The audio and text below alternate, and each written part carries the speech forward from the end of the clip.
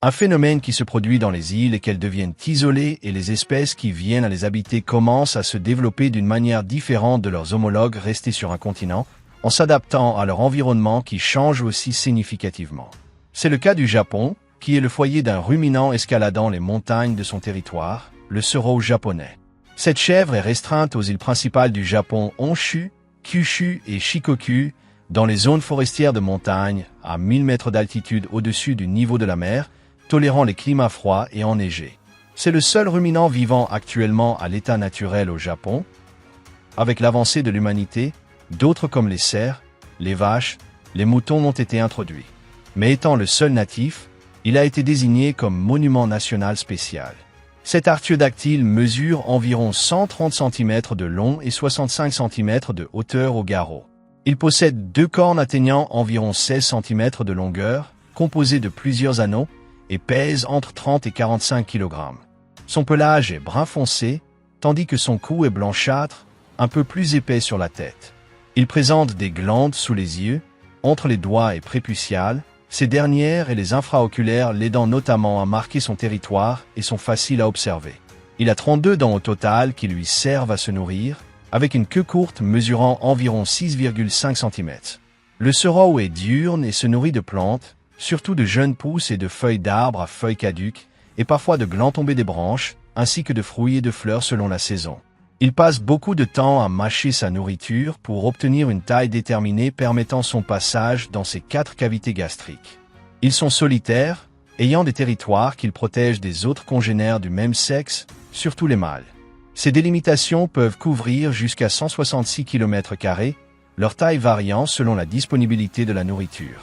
Ils utilisent leurs glandes pour marquer leurs limites, mais les sereaux de sexes différents qui y pénètrent sont normalement acceptés jusqu'à un certain point, pouvant y vivre toute leur vie ou la majeure partie, un territoire étant établi à partir de la puberté.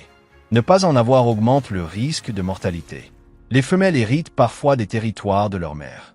Ils passent une grande partie de leur temps, lorsqu'ils ne mangent pas, perchés en hauteur pour observer la présence de prédateurs ou d'intrus.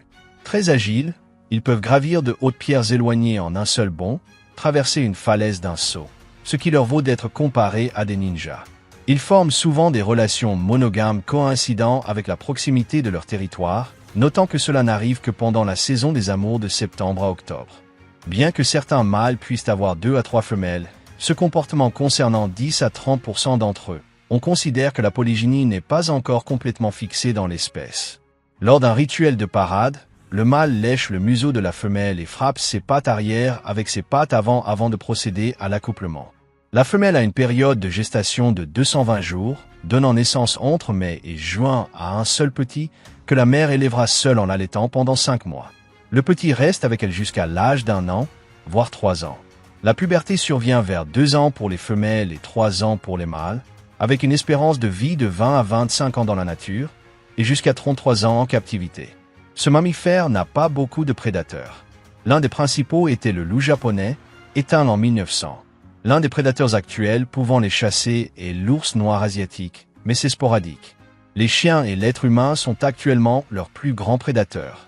Pendant un temps, il a été sur la liste des espèces en danger, mais il est maintenant classé en préoccupation mineure. Ceci grâce aux mesures de protection contre la chasse, à l'intérêt de la population qui a créé un lien en le qualifiant de trésor national des forêts, aux études et à l'élevage en captivité qui ont restauré sa population, historiquement chassée pour sa viande et sa peau.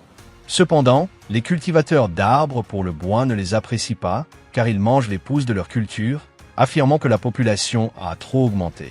Le seul bovidé endémique du Japon, étant un exemple de réversion du processus d'extinction, devenant un symbole national très similaire au panda, voilà le sereau japonais. J'espère que cette vidéo vous a plu. Si c'est le cas, mettez un like et partagez-la pour faire connaître cette chaîne à plus de gens. Je vous laisse mes réseaux sociaux pour rester en contact, et c'est aussi par ce biais que je ferai les annonces pertinentes concernant la chaîne.